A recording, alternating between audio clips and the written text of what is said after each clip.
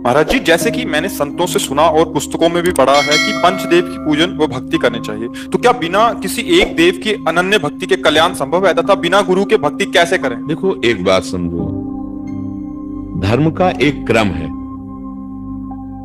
जब हम अनन्य भक्ति की बात करते हैं तो सावई पुनशाम परो धर्मो, ये परम धर्म की बात है, केवल धर्म की बात नहीं। जब हम परम धर्म में कदम रखेंगे तो सर्वधर्मान परित्यज्य माम एकम शरणम व्रज। सिद्धांत समझिए, कक्षा 1 का विद्यार्थी, 2 का विद्यार्थी और डिग्री, अंतर हो जाएगा। ये परम धर्म की वार्ता है।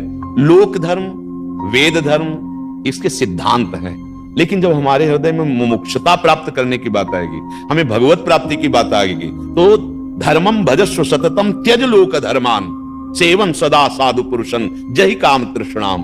लोक धर्म का त्याग करके भागवत धर्म में स्थित होकर उस तत्व को प्राप्त किया जाता है। तो जब अगर हम एक परमात्मा तत्व को सब में भावना कर लेते हैं तो सबकी सेवा हो जाती है, सबकी कृपा प्राप्त हो जाती है। फिर ये पंचदेव या अलग किसी की उपासना की आवश्यकता नहीं होती। जैसे वृक्ष के मूल में जल चढ़ा दे तो डाल, पत्ते, फूल, फल सबको प्राप्त हो जाता है, ऐसे जितने लोकपाल हैं, यहाँ तक परमेष्ठी पद में विराजमान ब्रह्मा जी, भगवान शिव, सब भगवान ही है, दूसरा कोई नहीं। और मूल श्री भगवान को जब अपना जीवन अर्पित कर दिया, सारी सेवाएं अर्पित कर दी, तो सब प्रसन्न हो गए।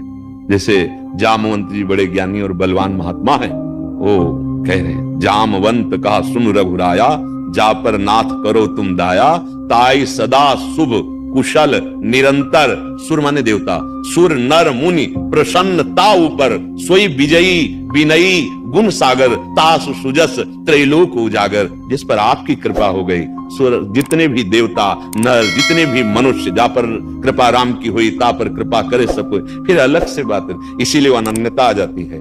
बस हमारी जिह्वा, हमारे नेत्र, हमारे मन, हमारी बुद्धि एकमात्र जो गुरुदेव ने नाम दिया, जो रूप दिया, उसी पे हम आसक्त हो जाते हैं। सबकी सेवा हो जाती है, सब प्रसन्न हो जाते हैं। कोई भी ऐसा महापुरुष नहीं किसी भी संप्रदाय का, जब आप ऊंचाई पर चढ़ने लगेंगे तो सबका दर्शन होगा, सबका आशीर्वाद प्राप्त होगा। ऐसे थोड़ी भगवत स्वरूप में स्थित हो जाता है।